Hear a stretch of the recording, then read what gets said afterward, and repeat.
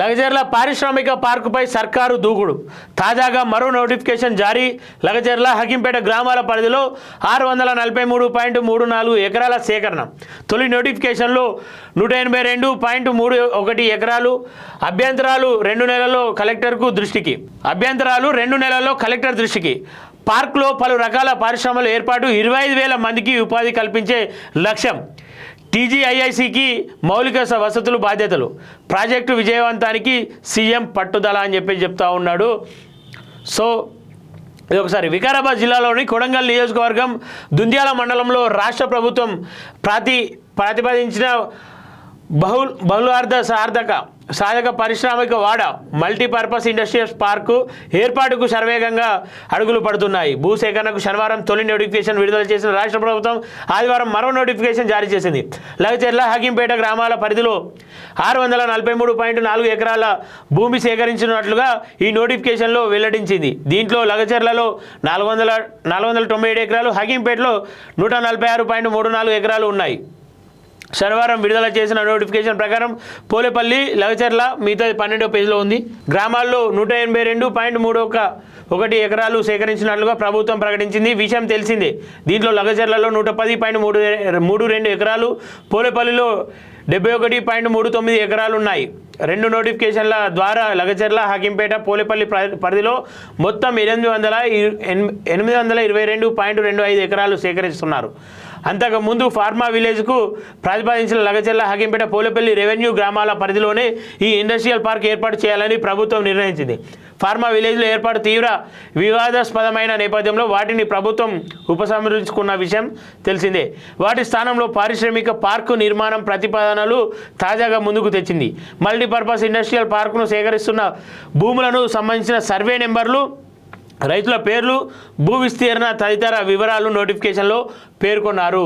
భూసేకరణ సంబంధించిన అధికారిక ప్లాన్ను రైతులు జిల్లా కలెక్టర్ కార్యాలయంలో చూడవచ్చని తెలిపారు. నోటిఫికేషన్లో ఉన్న సర్వే నెంబర్లో ఏ భూమికైనా ప్రవేశించి భూమిని సర్వే చేసి లేవల్స్ చూసుకునేందుకు, బోరు వేయడం వంటి పనులు చేపట్టేందుకు తాండూరు సబ్ కలెక్టర్కు ప్రభుత్వం అధికారికంగా కట్టబెట్టింది.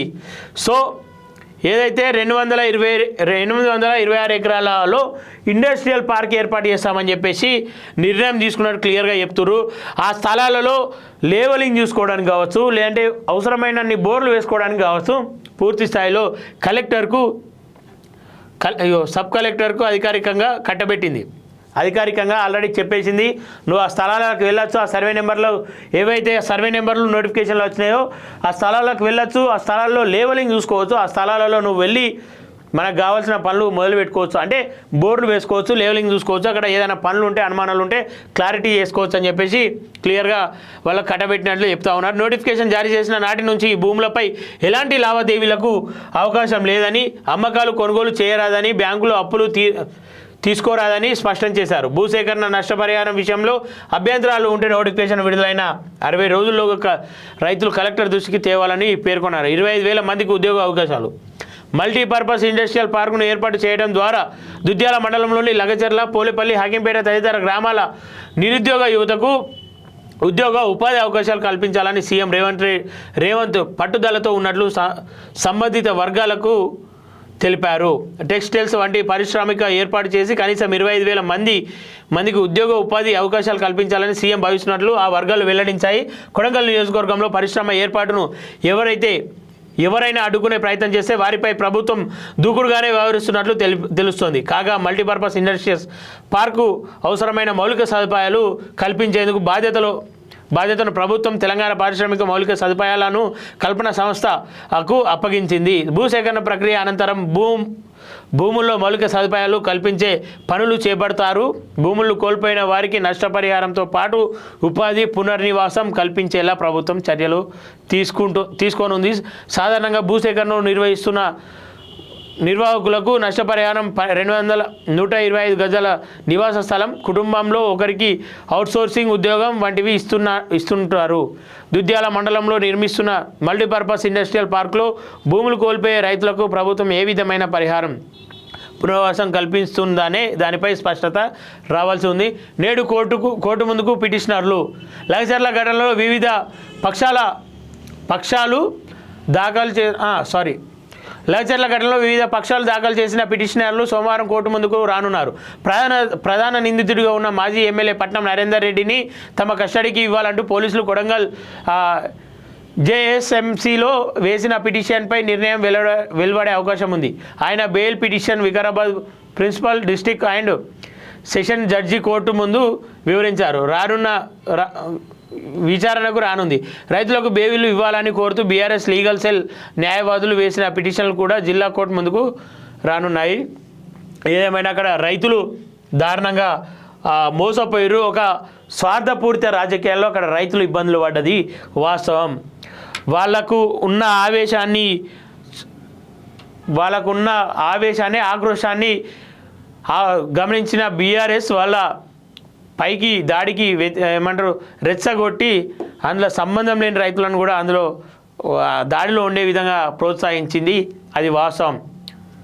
అక్కడ నష్టపోతూ ఉన్న రైతులు ఏదేమైనప్పటికీ ఇక్కడ 2 విషయాలు ప్రభుత్వం గమనించాలి. అవుట్సోర్సింగ్ ఉద్యోగం కల్పిస్తాం ఇంట్లో అని చెప్పి చెప్తా ఉన్నారు. అవుట్సోర్సింగ్ ఉద్యోగాన్ని కూడా ఒక బలమైన జీవో తీసుకొచ్చి వాళ్ళు అద్దు అనుకునే వరకు కూడా ఆ కుటుంబంలో ఆ ఉద్యోగం ఉండేటట్టు. ఎందుకంటే ప్రభుత్వాలు మారిన కొద్దికి అక్కడ ఉన్న ఉద్యోగులు మారే అవకాశాలు ఉంటాయి. ఎవరికి కావాల్సిన వాళ్ళని వాళ్ళు పెట్టించుకునే అవకాశాలు ఉంటాయి. సో దయచేసి ఆ దిశగా కూడా ఒకసారి ఆలోచించాలి. అవుట్సోర్సింగ్ కాకుండా దాన్ని పర్మనెంట్ చేసుకునే ప్రయత్నం ఏదైనా చేస్తే కాంగ్రెస్కు ఆ ప్రాంత ప్రజలు రుణపడి ఉంటారు. 25,000 ఉద్యోగాలు అంటే మంచి ఆలోచనే. ఏదేమైనప్పటికీ ఆ ప్రాంతం వలసపోయే ప్రాంతం కాబట్టి వలసలను నివారించే ఆలోచనలో ప్రభుత్వం ఉన్నట్లు తెలుస్తూ ఉంది. రేవంత్ రెడ్డి కూడా ఒకవేళ అది సక్సెస్ఫుల్ అయితే ఆయన ఇన్ని రోజులుగా మోస్తున్నటువంటి ఆ ప్రజలకు న్యాయం చేసిన వాడు అవుతాడు. అలాగే ఎన్ని రోజులైనా ఇంకా ఆ ప్రాంతంలో ఏదైతే రేవంత్ రెడ్డి ఉన్నాడో రేవంత్ రెడ్డిని బలంగా నిలిచిపోతాడని చెప్పేసి ఈ కాళోజీ టీవీ వేదికగా కూడా కోరుకుంటున్నాం. ఆ ప్రాంతం కూడా మేము తిరిగినాం.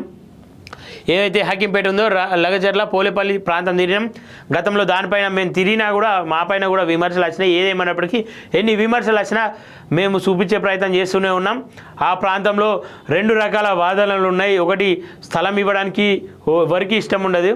ఒకవేళ స్థలం పోయినా సరే కానీ మాకు సరైన ఉపాధి కల్పించండి, సరైన న్యాయం చేయండి ఆ స్థలం పైన అని చెప్పేసి మరికొందరు కోరుకుంటూ ఉన్నారు. ప్రభుత్వంతో పోటీ పడేంత లేదు. గతంలో ఇందిరామ్మ ఇచ్చిన స్థలాలు అవి ఇప్పుడు మళ్ళీ ఇందిరామ్మ రాజ్యంలోనే తీసుకుంటుంది ప్రభుత్వం. సరే మా పిల్లకాయల కన్నా మంచి జరుగుతుంది అంటే అక్కడ భాష మా పిల్లకాయల కన్నా మంచి జరిగితే మాకు అదే చాలు సార్ అని చెప్పేసి వాళ్ళు చెప్పుకుంటున్నటువంటి సందర్భం. సో దయచేసి రేవంత్ రెడ్డి ఈ దిశగా ఆలోచించి ఆ ఉద్యోగాలను కూడా పర్మనెంట్ చేసే ప్రయత్నం చేస్తే ఇంకా బాగుంటుంది. ఎందుకంటే స్థలాలు కోల్పోతూ ఉన్నారు. వాళ్ళు స్థలాలను కన్నతల్లిగా చూసుకుంటారు ఈ రైతులు. సో దయచేసి ఆ దిశగా మీరు అడుగులు వేయాలని చెప్పేసి మనస్ఫూర్తిగా కోరుకుంటున్నా.